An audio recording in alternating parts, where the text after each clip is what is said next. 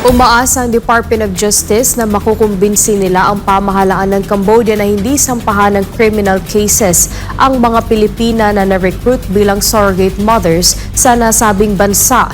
Ayon sa opisyal ng DOJ, ang mga Pinay na ito ay maituturing na biktima lamang ng human trafficking.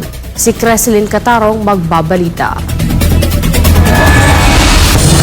Patuloy ang investigasyon sa napaulat na kaso ng mga Pilipinang nasagip sa Cambodia na ginawang baby maker o surrogate mothers. Base sa report, na-recruit ang mga Pinay online. Mula sa 20 Pilipina sa Cambodia, 7 sa kanila ang malapit nang mapauwi ng bansa. Sila ang mga hindi nagdadalang tao. May 13 naman na maiiwan at magtatagal pa sa Cambodia habang minomonitor ang kanilang kalusugan, maging ang kalusugan ng mga batang dinadala nila. Ayon kay Justice Undersecretary Nicholas Felix T, ang surrogacy ay isang krimen sa Cambodia, kaya maaaring maharap sa kasong kriminal ang mga sangkot dito. Ngunit nakikiusap ang Department of Foreign Affairs o ang Embahada ng Pilipinas sa Cambodia sa pamahalaan ng nasabing bansa na kung pwede, hindi mangyayari itong criminal cases laban sa mga nasabing Pilipina. Sana talaga ma-convince natin ang mga kapitbahay natin kung saan nasasagawa to na ituring na biktima ang mga kababayan natin na ito at hindi sila ipaharap sa mga kasong kriminal. Sa kabilang banda, ipinaliwanag ng DOJ official na ang nangyayaring surrogacy na ito ay isang klase ng human trafficking. Para sa atin dito sa DOJ, ang surrogacy na nangyayari dito ay isang uri ng human trafficking.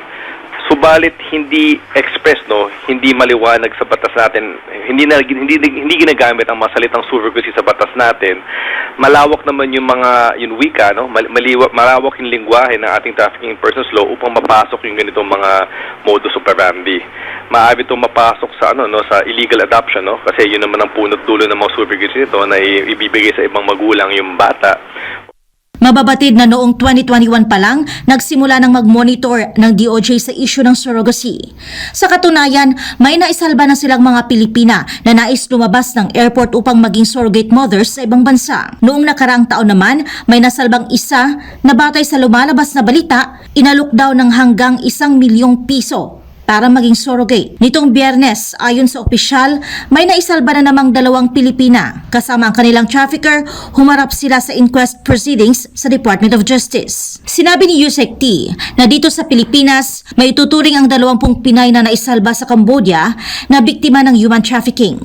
At dahil biktima sila ng human trafficking, maaari nilang matanggap mula sa pamahalaan ang iba-ibang benepisyo. Kabilang narito ang mga psychosocial support, ayuda at mga pagsisikap upang ma-reintegrate sila sa lipunan at mabigyan ng mas mabuting buhay. Bukod dito, sinabi ni T na ipaglalaban din nilang i-apply ng Cambodia ang non-criminality principle sa mga itinuturing na human trafficking victim.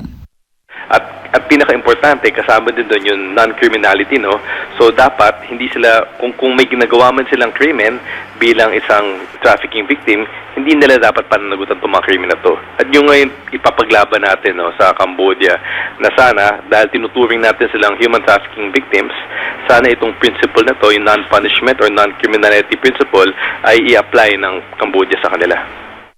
Umaasa naman ang DOJ na ang 20 Pilipina na involved sa surrogacy sa Cambodia na sa pag-uwi nila ay tumulong din sila sa pamahalaan sa investigasyon upang maituro kung sino ang kanilang recruiter dito sa Pilipinas nang sa gayon ay masampahan ng kaukulang kaso ang mga ito. Para sa Diyos at sa Pilipinas kong mahal, Creslyn Catarong, SMNI News.